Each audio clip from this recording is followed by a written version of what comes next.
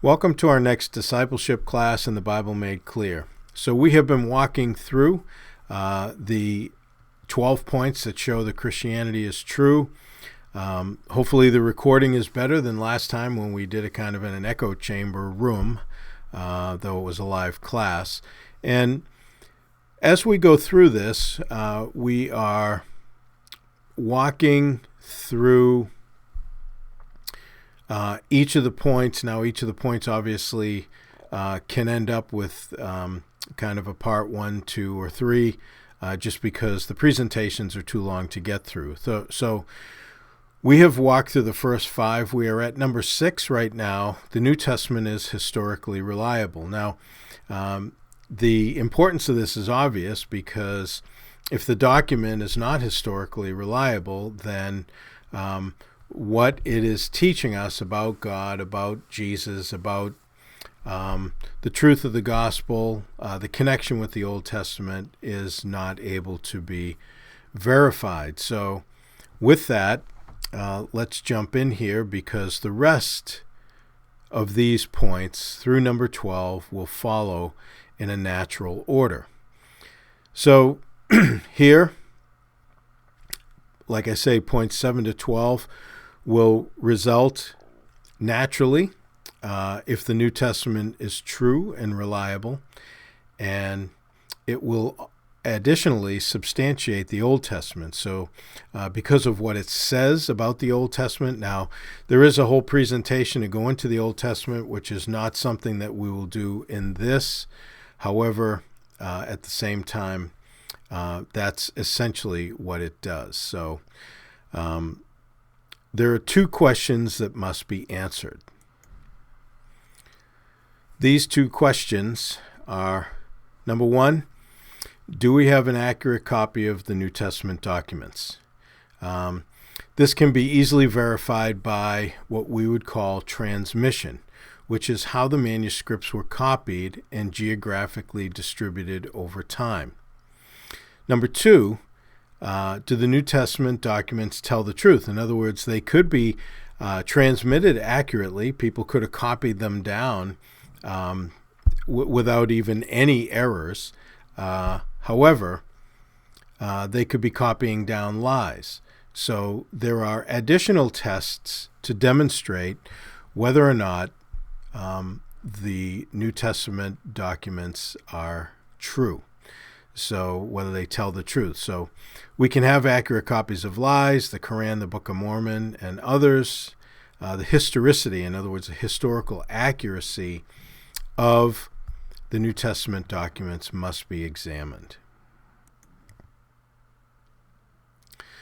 So transmission of New Testament documents. Let's talk about that for a bit.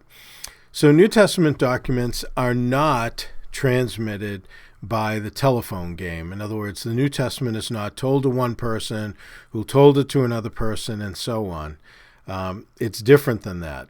So this would be the telephone game. You know, they sit you in a room and they say, okay, and they whisper in somebody's ear, and then by the time they whisper around the room, the message is entirely different. It's deteriorated. So many people think that the Bible is transmitted in that way, but it's not. A quote from I Don't Have Enough Faith to Be an Atheist says, numerous people independently witnessed New Testament events. Many of them committed it to memory, and 9 of those eyewitnesses, contemporaries, put their observations in writing. And effectively, that's what the New Testament is. It is contemporary eyewitness accounts that is put into writing. Though much of what occurred was put into memory and memorized, there was a measure of it that was put down in paper, if you will, so that it could be transmitted to others as the gospel would spread. So here are some transmission facts, right? So the New Testament documents are 27 different documents. We have a tendency to think of the New Testament as one book. It's not. It's 27 different documents that were written on 27 different scrolls by 9 different writers over a 20 to 50 year period. So they're all independent witnesses. It's not just one book saying what it says. The New Testament is not one, but 27. There are 57, and that actually needs to be updated because it's really up to about 5,800 codified copies of the original language New Testament manuscripts, but no known originals exist, and this is an advantage and not a liability, which we'll get into, and I'll demonstrate to you because quite often people feel as though because there are no originals that exist, then that's a disadvantage. I think it would be a disadvantage, quite frankly, if we had one original, because who's going to manage it? Could it be changed? I mean, there would be, aside from it being worshipped like an idol, there would be too much focus on the one copy, and it would never get distributed properly to anybody else. But anyways, reconstructing originals is advantaged by the large numbers of documents from various geographies. There's an advantage to that. More and earlier manuscripts provide trustworthy testimony and enable a more accurate reconstruction. So that too, the process of that actually provides us with information on the documents that show us and demonstrate their accuracy and their integrity. The process of comparing the many copies and quotations allows extremely accurate reconstruction of the original, and errors help, not hurt. It, again, seems a little counterintuitive, but actually errors are more of a help because it allows, through the errors, through misspellings or spellings that are unique to some documents, it allows us to trace them not only to geography areas but also dating. So that can be very, very helpful. Is it a lot of work? Absolutely. Is it a particular discipline? Yes, it is. However, at the same time, it's also it actually adds tremendous verification and removes guesswork. So let's talk about errors since we're mentioning that. What is an error? Well, errors are variant spellings, misspellings, punctuation differences, and grammatical changes. So all these are counted as errors. Now, if you had 1,000 documents that had a punctuation variation, that's 1,000 errors. So you can see how the category of errors, the numbers can escalate very, very quickly and easily, yet really it has no bearing on what is being said or communicated. Variant spellings, I mean, those are orthographical changes, sometimes to geography, misspellings, like I say. So an example would be the following. So the question is, we just had somebody win, I guess, the largest Powerball in, lottery history or whatever. And, somebody won like about $2 billion. So do you think that guy would have picked up his money if instead of it's had this sentence, you won $10 million, it said you won $2 billion or even $10 million? Would you not pick up your money by saying, well, gee, the O is tough to read, so I'm not sure if it means me? But then if there was a second letter that came and you realize, oh, I guess the O was there, so if I put the two together, yes, I understand exactly what it's saying. So as you put these together, this is very similar to what we have in the New Testament. The errors are very similar to this. You have words that are misspelled here and there, or just spelled differently for a number of various reasons. But it is not changing the meaning of the sentences. It's very clear, especially as you accumulate more manuscripts that are telling you the misspelled word or the differently spelled word or punctuation or whatever, or some of the grammatical issues. It only seeks to reinforce what the actual message is and what's written. And New Testament errors aren't as abundant, but they're calculated similarly. In other words, how are the errors counted? Like I said, if you had a variant spelling in 2,000 manuscripts, it's 2,000 errors. But that's not telling us the whole story. Saying, "Wow, there's 2,000 errors in that." Well, there is, but is it impacting the sentence? And as you can see in the example above, those kind of errors are really meaningless as far as affecting what the documents are saying. But skeptics twist the figures when it comes to the New Testament errors, unfortunately, right? They will tell you that there's, hundreds of thousands of errors in the New Testament, so how can you know what it means? Well, that's true. There are a lot as they count them up and accumulate them, especially as they multiply with the thousands of documents that they have. But at the same time, that multiplication is really artificial. Okay, it will communicate a narrative, in a classroom or in a lecture, saying that there's a whole bunch of errors. I mean, look at these hundreds of thousands of errors, 200,000 or 300,000 or whatever it is, and how can we know what it says? Well, because they're communicating based on baggage and assumptions that they know that the people are listening are hearing with those words, but they're not explaining them properly. How do errors help construct the original?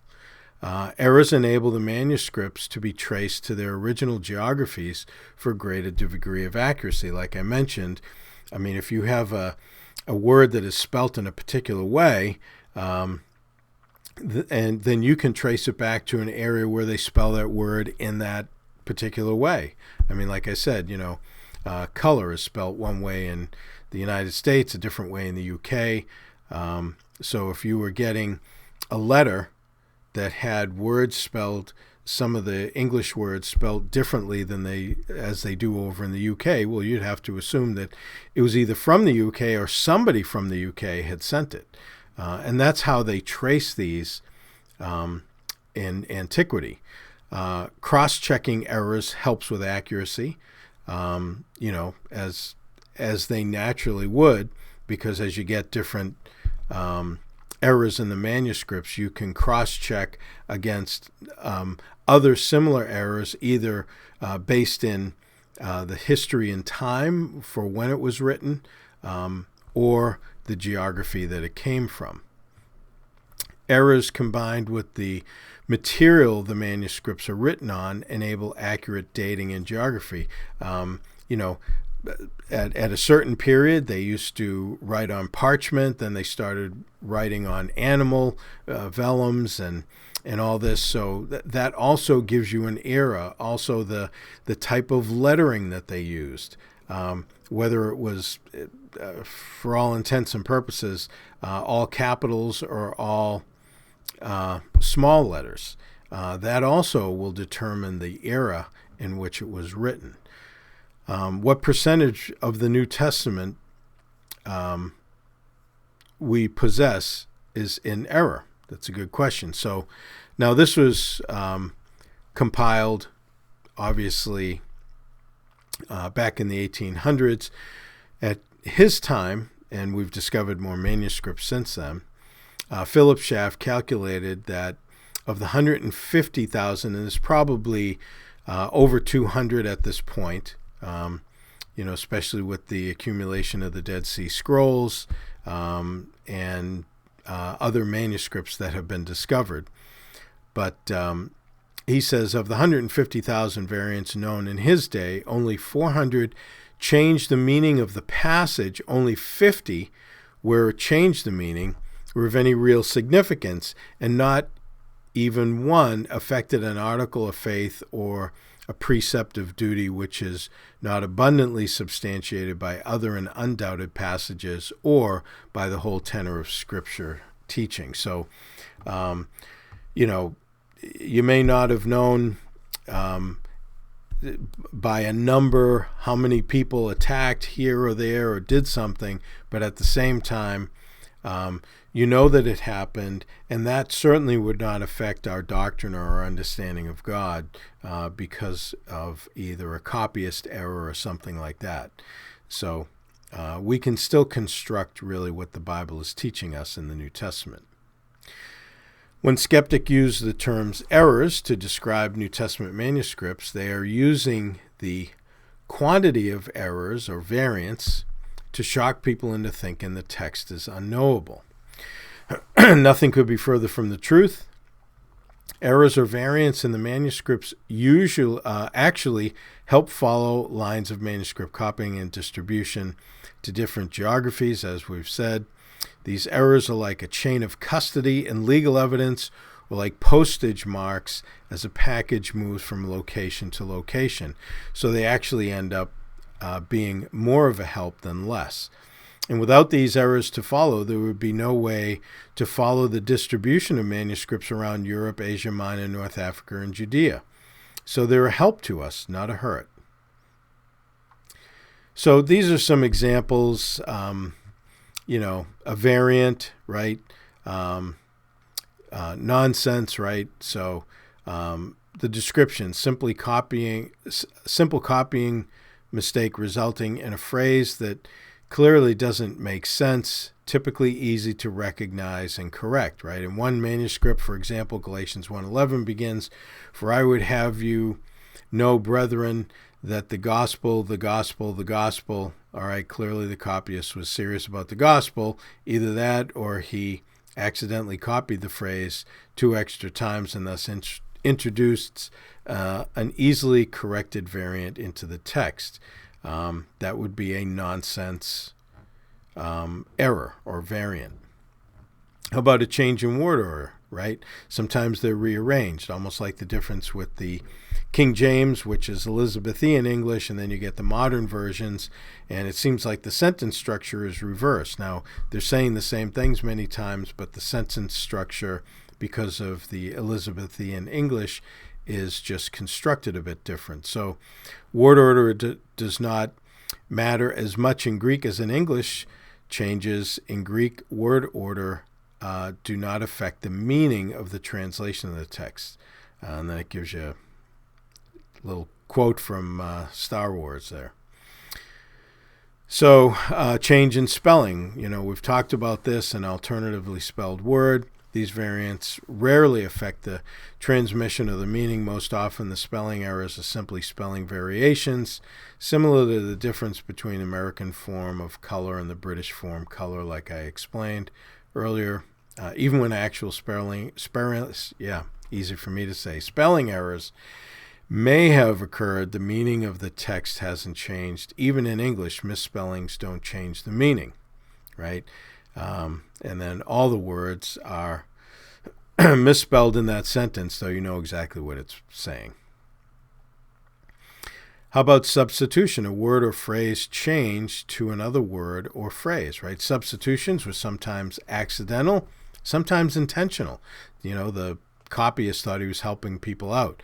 But they rarely changed the meaning of the text. For example, in some manuscripts, John 1:6 reads, "There came a man sent from God," while a few have, "There came a man sent from the Lord."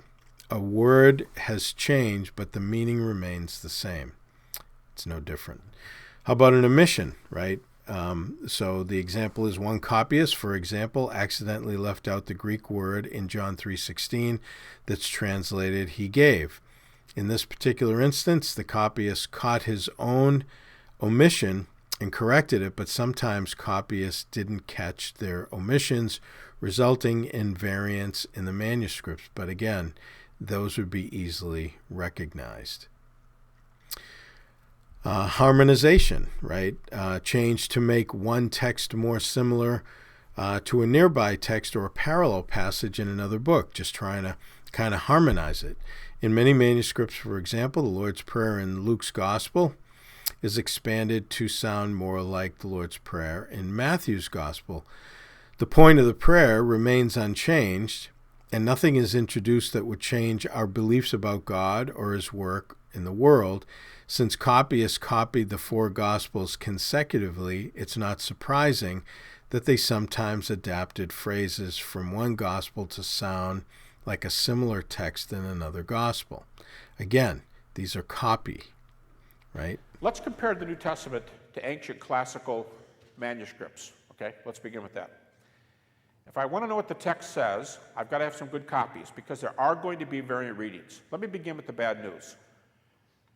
We have so many Greek manuscripts in the neighborhood of 55, maybe more right now, maybe 5800 Greek manuscripts.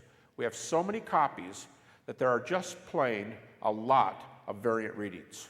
There are a lot of variant readings. I'm going to surprise some of you when I say this, and this figure is old. But the last figure I saw a couple decades ago is about 200,000 variant readings in the New Testament text. 200,000 variant readings. You say, oh, 200,000. How are we ever going to get to the bottom of this? How are we ever going to find out what the text says? Well, there's a little epistemic thing here for you philosophers. You know how we know there's 200,000 variant readings? Because you can count them. And when you can count them, you can work on it. See, when you can count them, counting them means you know where they are.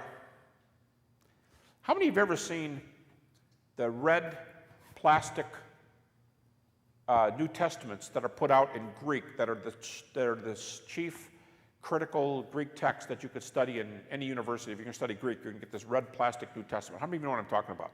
It's about this size. Some of you do. Does anybody know what is the bottom of every one of those pages? When you open up these Greek New Testaments that Greek students study, whether you're in a private school, state university, wherever, when you're studying the Greek text, about half the page will be the Greek text, and there will be something at the bottom. There'll be a line.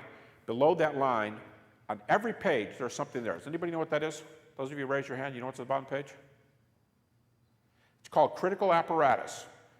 Every major variant reading is listed at the bottom of the page. So if you know Greek, and you get to be really good at this, the bad news is that there's 200,000 variants. The good news is you can put your finger on them, you know what they say, and you can evaluate them. The 200,000 variations bothers nobody. Everybody knows they're there. They're usually not aware that there's that many. They bother nobody because you can compare texts, and the New Testament is very, very wealthy in texts. Let me give you some examples. If you have 10 copies or partial copies of ancient historical texts, like Tacitus, Pliny, Suetonius, if you have 10, you are doing well. You're doing well. If you have 20, there are only a very, very, very few classical texts with more than 20 copies. Homer's Iliad is an example. There are over 600 copies of Homer's Iliad. That's fantastic. So let's take the number one competitor to the New Testament. Okay? Number one competitor. Final score, let's make this an athletic context. Final score, 5,500 to 650. First of all, you say, well, for classical text, 650 is fantastic. But don't look now, you just got killed. Well, you say, well, come on, it's not that straight a deal. It's not like a numbers game, like a basketball game. No, really. Again, we can pursue this in the Q&A if you want to. But for the most part, more texts make a more accurate reading. So that was Gary Habermas. We actually heard him in the last video we did. He is probably the premier expert on the resurrection and those New Testament documents he talked about. All right, so moving on. Only one, about transmission facts anyways, only 1 in 60 of the variants has significance. This would leave a text of 98.33% pure. It's pretty good for 2,000-year-old text with multiple copies all around Europe, Asia Minor, Judea, North Africa. By comparison with other ancient documents, the Mahabharata of Hinduism at about 90% accuracy and Homer's Iliad about 95%, the New Testament is about 99.5% accurate. So again, more detail on that. If you wanted to get detailed information, you could get it out of Norm Geisler's The Baker Encyclopedia of Christian Apologetics.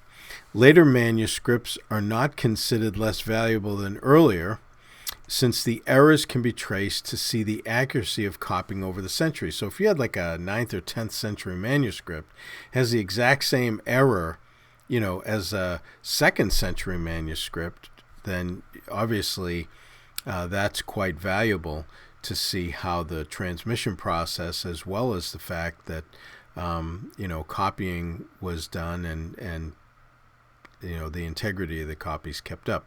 Later abundant manuscripts that have very early witnesses, which is what I was saying, in the ancient world provide greater accuracy. And many copies are better than a single copy, for the opportunity for alteration in an original is removed with the scriptures delegated to the whole church and not an individual or organization to be inappropriately managed. So what God did was God gave the scriptures to the entire church and not just to one individual group or organization. That way, the whole church had the truth, as opposed to it being kind of isolated and just singularly managed. And that's important because many copies spread out are better. Now, additionally, as those copies multiplied and got spread out, as we go through time, and we'll kind of reference back to this, while they were still making Greek copies, which is the original language of the New Testament, other languages started copying in like the 2nd, 3rd, 4th century. And so those also can be compared, because as they make those Latin and Syrian copy and Nubian translations from Greek, that actually adds a great amount of insight and help to us, because we see how they understood the Greek words to copy them into these other languages. So, I mean, the knowledge just ratchets up so quickly when you do that. And, you also add to that, I've heard the absolutely ridiculous statement made by people that, the church went back and changed all the copies to say what it wanted to say. I've never heard anything so ridiculous in my life. That wouldn't even be remotely possible, because just the sheer volume of numbers of copies, which is heading towards 30,000 documented. In other words, they are documented copies that have been classified. Somebody has gone through them and all that. They have many manuscripts they haven't even done that with yet. It takes time. So, we'll hear from an expert on that eventually in this presentation. But just the amount of information here and the accuracy of it is really overwhelming when you really take a step back and you realize that nobody can go back in history and change any of this. It's not like you can go erase on, some ancient manuscript, start writing in the words you want, that, to make it the doctrine that you want. I mean, things like that are said by either ignorant professors or people that are apologists against Christianity. The only people that believe stuff like that are people that are really ignorant and unknowledgeable and just want to take at face value what somebody's saying without any knowledge at all or investigation. So, now, number 5, a great fact of security to New Testament accuracy. In AD 303, the Roman Emperor Diocletian ordered 3 edicts of persecution upon Christians to destroy churches, manuscripts, books, and people. Estimated thousands of manuscripts were destroyed across the Roman Empire during this persecution, which lasted until AD 311, because in 313, Constantine made the Edict of Milan, or the Edict of Toleration, same thing. It was made in Milan, where basically you could not continue to persecute Christians. But even if Diocletian had succeeded in wiping every biblical manuscript off the face of the earth, he could not have destroyed the ability to reconstruct the New Testament itself. Why? Because the early church fathers, and this is aside from New Testament manuscript copies, men of the 2nd and 3rd centuries, such as Justin Martyr, Irenaeus, Clement of Alexandria, Origen, Tertullian, and others, quoted the New Testament so much, 36,289 times to be exact, that all but 11 verses of the New Testament can be reconstructed just from their quotations alone. So if you had no New Testament manuscript and you had the early church fathers' writings because they quoted the Bible in their lessons and the documents that they wrote to either defend Christianity or expose error in different groups and all that, you could basically reconstruct the New Testament from what they had alone. Yes, sir. What's your name? Hello, my name is Matthew. Hey, Matthew. So I'm just curious because you earlier were mentioning something about how we don't necessarily need the Bible to understand morality. Is that correct? You get more details in the Bible that you wouldn't have if you didn't have it, but basic right and wrong, thou shalt not kill, murder, steal, that we know that intuitively. Okay. So I guess my question is, so assuming that's true either way, would you agree the Bible is written by men? Oh, sure. Yeah, it's written by men, yeah. This is something that I can struggle with, but I study linguistics and I do a lot of stuff with languages, and to my knowledge, and I think to a lot of biblical scholars, but I can't name it off the top of the head because it's something I just recently was reading, but ancient, it was like some form of like ancient Greek was the original version of language that the New Testament was written in. Is that what you believe as well? Jesus probably spoke either Aramaic or Hebrew, and it was written in Koine Greek, yes. Yes, okay. How do we believe, or how do you believe, rather, it might be a better question, the Bible was written originally? Like, so do you believe, up there it says opponents admitted Gospels written by disciples. Are you saying written, like the Gospels according to Mark were written by Mark, or are you saying that just disciples is in somebody that follows like the teachings of the Bible or something like that? Who wrote the Gospels is the question, or? Yeah, just addressing the one point, saying the opponents admitted Gospels written by disciples. So I was just wanting a clarification. Okay, yes, well, as far as we know, the writers of the New Testament, there's 8 or 9 writers depending upon who wrote Hebrews. Most of them bear the name of the person, like Matthew, Mark, Luke, and John, except, the letters of the Apostle Paul, there's about 13 of them. And then there's other letters written by people like Peter, Jude. So clarification, you believe James. Gospels according to Mark was written by Mark? Yes. Okay. The same exact disciples like written in the Bible, so Mark in the Bible wrote Gospels according to Mark. Yes? He wrote the Gospel according to Mark. Okay. That's what the earliest evidence shows, yes. Well, now, he was probably getting his information mostly from Peter. That's the thought there. Well, I would say that most of the evidence points to that being completely false because the people at this time and Mark, the position that he was in socioeconomically, had no knowledge of Greek at all. Oh, no, sure they did. I disagree. I think most historians would disagree with that, and I think most biblical scholars admit that Mark did not write the Gospels according to Mark. You just attest to it. Wait, are you saying Koine Greek did not exist in the first century? No. I'm saying that most people spoke Aramaic at that time. Most people also did not speak Hebrew, ancient Hebrew that was mostly attested to religious figures. And as fishermen and as these followers of Jesus, they were not in the church. They were not wealthy. They did not have high socioeconomic standing that is associated with knowing either ancient Hebrew or ancient Greek. Well, what you're doing, though, is you're taking aggregate data, Matthew, and you're applying it to individuals, and you can't do that. Oh. You can go the other way. Sorry, why not? It would be like saying that... I mean, we look at statistics, we look at evidence, and we say, to our best of the knowledge, people of his socioeconomic standing did not have the knowledge of this language to be able to write the Gospels according to Mark in point A Hebrew. What you can't do is, like suppose you say that the average, just I'm making something up, the average income in Fairfax, Virginia is $100,000 a year per household. and that's the average. You can say, okay, that's the average, but you can't point at one person in here and say, you're making $100,000.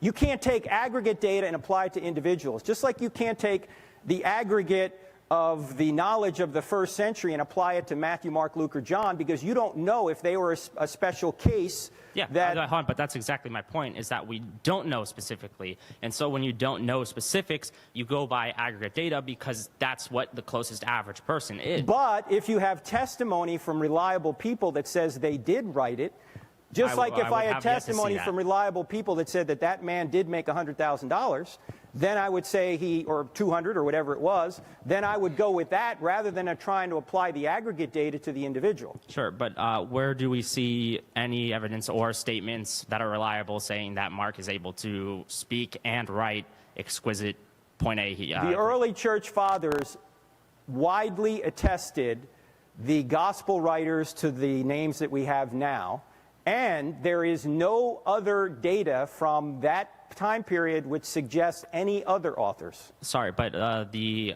religious figures at that time are very notorious for completely fabricating information or records about religion. Matthew, you are again taking aggregate data and applying it to individuals. What? And I'm saying that because we have no knowledge of these specific people at that time, we have to go by the best possible information. No, we do have knowledge. We have people writing and attesting about it.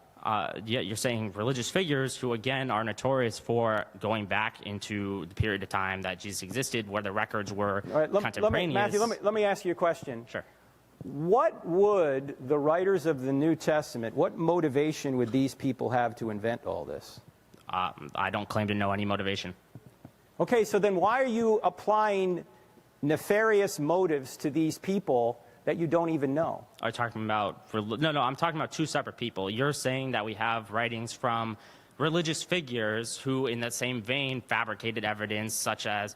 I don't remember the exact guy's name, but there was a really famous... I think it was like Josephus. Josephus was a very famous Roman historian. Josephus. Sorry. Pronunciation's wrong.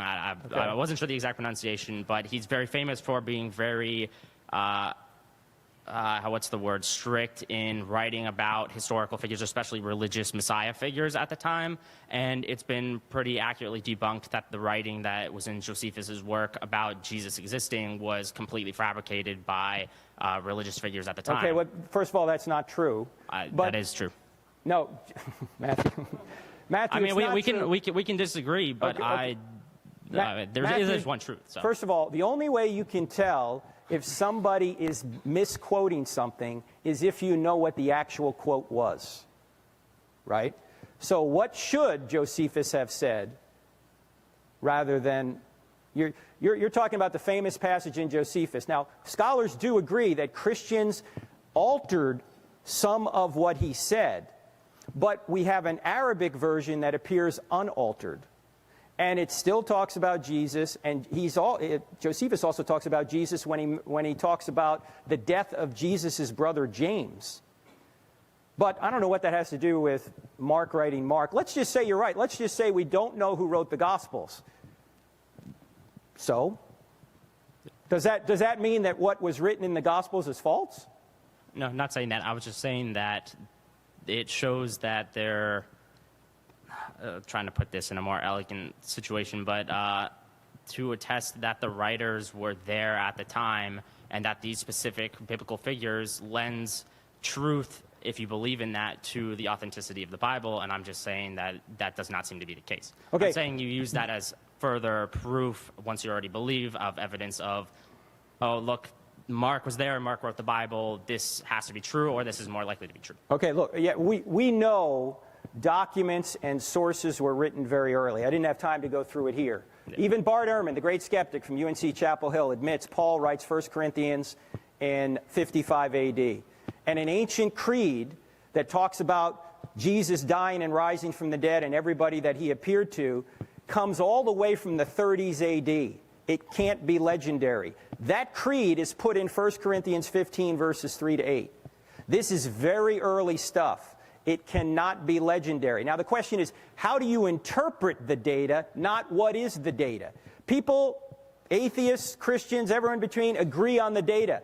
The question is, how do you interpret it? Do you say Jesus rose from the dead or not? You know, Bart Ehrman, the great skeptic at UNC Chapel Hill, will not take a position on an alternative explanation for the resurrection because he knows that every position he tries to take has holes in it that can't support the weight of the evidence.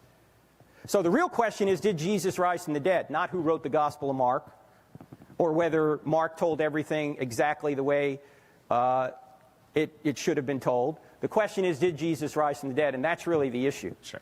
So kind of a funny thing, but that was leading into my point about morality, was just if the Bible is written by man, and if we don't necessarily know the authenticity or whether or not these people are telling the truth, whether or not they're lying or not, how do we go about understanding better of what is God's morality? Because we have to just make assumptions based off of the Bible, based off of what we believe God has said or God has done, and we interpret that in various ways. So my point was more, it does seem like, sure, if God exists, there's an objective morality, because whatever God commands is objective morality. But my point being is, how do we, as people, understand exactly what that is when God himself did not write the Bible, when it's just other people saying this is the case, and it's other people's interpretations? Because when you write something down, especially when God is saying this or God is saying that, or God commands in certain ways, when people write this down, how do you know they're accurately writing the events, and how do you move from a relative understanding of your own personal interpretation and morality of the Bible to a divine, this is all right? Let me just ask you a quick question, and then we got a line behind you, so we'll have to go. The quick question is this: do you have any doubt that murder is wrong? That rape is wrong? That theft is wrong? I mean, do you have any doubt? Sorry, we have to define motive. So if motive is just no. Do you have any doubt that murder's wrong? Most likely, no. No, you don't have any doubt, right? No. That's my point. I would specify that there are situations and there's a struggle that personally I believe, but I won't go into this, but it has to do with whether or not my eternal life in heaven is worth other people's lives. More or less, if I could murder somebody and then that would send me to hell, but it saves hundreds of thousands of other people, should I not feel obligated to do so? And so there's cases, I would say, where well, Jesus volunteered to be murdered for my benefit and for yours. Let's talk later, because we're out of time, and I appreciate the question, Matthew.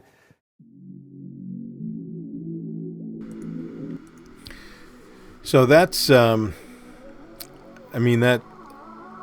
question was certainly, I guess, an advantage in the sense that it allowed Frank to explain some of the issues and the challenge. But unfortunately, if somebody just kind of has an axe to grind, they read a book or a paper from somebody else that has an axe to grind, or just doesn't believe and finds reasons not to believe, then they can come out with perspectives as you just watched. And the problem is that the perspectives are not always accurate or well thought out. So that's why some of these little video clips can be such an advantage for us as we walk through this. So as we're continuing, the following slides will present a visual representation of the facts just mentioned and support for the conclusions presented, right? This is Frederick Kenyon. He used to actually run the British Museum. It cannot be too strongly asserted that in substance the text of the Bible is certain. Especially is this the case with the New Testament. The number of manuscripts of the New Testament, of early translations from it, and of quotations from it in the oldest writers of the church, talking about the church fathers there, is so large that it is practically certain that the true reading of every doubtful passage is preserved in some one or other of these ancient authorities. This can be said of no other ancient book in the world. And I think sometimes we miss that point. We have so much overwhelming evidence, and we start arguing about these tangential issues, especially with people that don't believe the Bible, that, we can go down a little bit of a rabbit trail and miss the whole point of what we're trying to deal with here.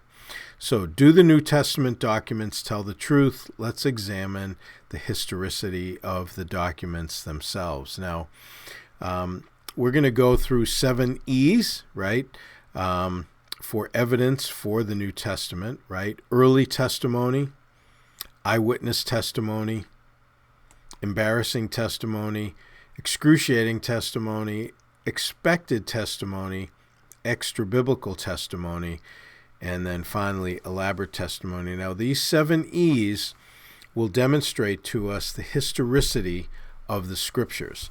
And so as we go through this is getting a little bit into some more detail, which is important at this point. But we need to do that because we need to actually understand when we say we can validate the historicity of the New Testament. These are some of the both the external and internal witnesses to the fact that we have a verifiable historical document. So we'll start in early testimony and then we'll have to pick up later. But for early testimony, for example, if we look at 30 AD as being right around the cross, and then 70 as being the destruction of the Temple of Jerusalem, we have a 40-year span there, technically a little less, but basically a 40-year span that we're dealing with. So we have the cross, the temple, and we know that Paul was killed right around the middle of the 60s, okay, AD. James just before that, and again, because we have extra-biblical testimony of that. Now, since James and Paul are still alive when Acts was written, and Acts was written, just after or around 60, then we know that obviously, what they wrote and everything that is in there was done prior to that. So we're setting a timeline here. Paul wrote 1 Corinthians in about 55, and then there are, Frank Turek had mentioned there's a creed in 1 Corinthians 15, verses like 3 to 7 about the gospel. That is a creed that is really within 6 months to a year or so, not more than a year and a half to 2 years old, that Paul didn't write, he didn't make it up. He said he received it, and that's what he communicated to the Corinthians about the gospel in 1 Corinthians 15. Gary Habermas goes into this and uses it as part of his minimal facts argument, which you should look up, though I have little short clips of him mentioning it. But this is, in other words, this connects Paul's writing to the Corinthians back to as early as right after the cross, okay? So now, obviously, Luke wrote his gospel before Acts, right? Mark wrote before Luke. We know that historically, and we know that obviously Paul wrote his epistles before he was killed by Nero. And most of the New Testament, except for John's writings, was written prior to 70 AD when the temple was destroyed. Because of the destruction of the temple, though, anticipated in the Gospels, Matthew, Mark, and Luke, where Jesus is talking about, the end times, it had not occurred. It's not recorded anywhere in the New Testament. So the age of eyewitnesses, point being here, is really within actually a little less than a 40-year period. That is a very short time. That is too short for, developing any kind of story or legend or anything like that, because they've demonstrated time and time again it takes a lot longer. It takes a couple of generations for legends to actually develop and take some form of root. Most, if all, the New Testament documents were written prior to 70 AD, and The sources from which the New Testament writers wrote go all the way back to the resurrection itself. Even an atheist like Bart Ehrman, a skeptic, admits that 1 Corinthians 15, verses 3 to 8, which talks about Jesus being resurrected from the dead and who he appeared to, goes all the way back within a year or two of the resurrection itself. This is very early data. Now, Paul wrote it down in 55 AD, but it's very early. In fact, Gary Habermas of Liberty University has identified 41 creeds, like the one in 1 Corinthians 15, which predate the writing of the New Testament. This is very early testimony, very difficult to be invented. Let me ask you a question. Let's suppose you are reading a history of Lower Manhattan, and you read the story of the Twin Towers being built. When the book is over, there's no mention of the towers being destroyed on 9/11. When are you going to assume that book was written? Prior to 9/11, obviously. Well, the New Testament doesn't mention an event that was even more dramatic than 9/11, and that is the destruction of Jerusalem and the temple in 70 AD. Jesus predicts it in his Olivet Discourse, but nobody ever says, look, Jesus was right. Why not? Because the documents were written prior to 70 AD. In fact, even John, which is thought to have been written late, even John in John chapter 5 talks about a pool of Bethesda was destroyed. The pool of Bethesda was destroyed in 70 AD, yet John is speaking of it as if it's still standing when he's writing. Even the book of Revelation indicates it seems that the temple is still standing. There is positive evidence that the New Testament writers are likely writing prior to 70 AD.